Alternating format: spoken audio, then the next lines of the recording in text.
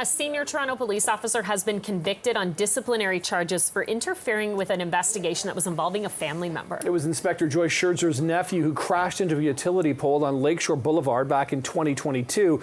Scherzer at the time decided to go to the scene and then arrange for an officer from her division, which is not the division this happened in, to be dispatched there, which circumvented usual protocol.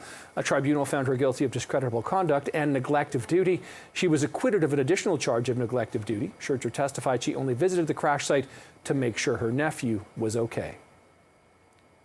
I've been in here all morning, so I'm aware that there's been a decision reached, and we'll wait and see what the next steps are. There's a future date set, as I understand it, where we'll understand the final outcome of that matter.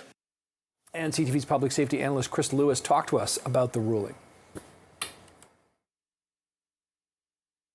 As a senior officer, you have to know when you appear on scene, the conduct of the investigating officers is going to be impacted by that. The second officer that was actually from that division made it very clear that he was concerned this young man had been drinking and ultimately said if it wasn't for family, you'd be in trouble. What does that tell you? And she had to know that was a possible outcome of her being there. She should have stayed right out of it. And speaking of possible outcomes, the discipline imposed on Scherzer, that is still to be determined.